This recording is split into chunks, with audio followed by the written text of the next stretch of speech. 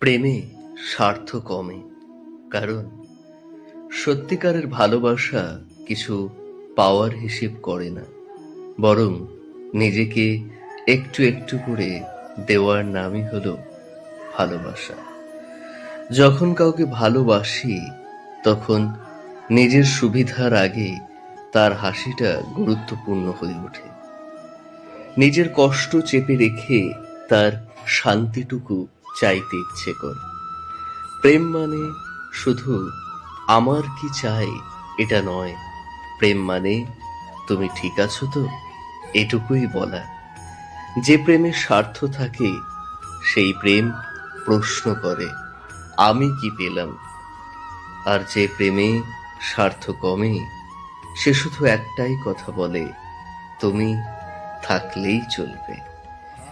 প্রেমের স্বার্থ কম বলেই দূরত্বেও বিশ্বাস থাকে, নীরবতাতেও বোঝাপড়া জন্ম নেয়। প্রেমের স্বার্থ কম বলেই অভিমান আসে, কিন্তু ছেড়ে যাওয়া নয়।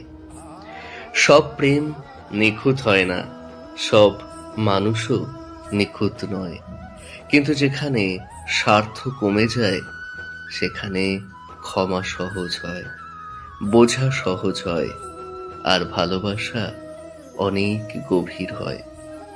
আজকের পৃথিবীতে অনেকে ভালোবাসে শর্ত নিয়ে, প্রয়োজন ফুরলেই দূরে সরে যায়। কিন্তু যে প্রেম স্বার্থ ছেড়ে দিতে শেখে, সে প্রেমই টিকে থাকে। সময়ের পরীক্ষায়, জীবনের ঝড়ে সেই প্রেম টিকে যায়। যদি তুমি কাউকে ভালোবাসো, তাকে আঁকড়ে ধরার আগে একটু বোঝার চেষ্টা করো, কারণ প্রেমে জিততে হলে নিজেকে একটু হলেও হারতেই হয়। প্রেমে স্বার্থ কমে, আর সেখান থেকেই শুরু হয় সত্যিকারের ভালোবাসা।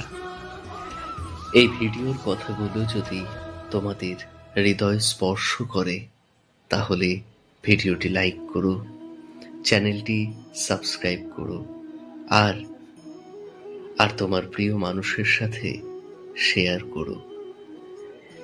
কমেন্ট বক্সে অবশ্যই লিখো জয় শ্রীকৃষ্ণ, হরে কৃষ্ণ। ভগবান শ্রীকৃষ্ণের কৃপায় সকলে ভালো থাকুন, সুস্থ থাকুন।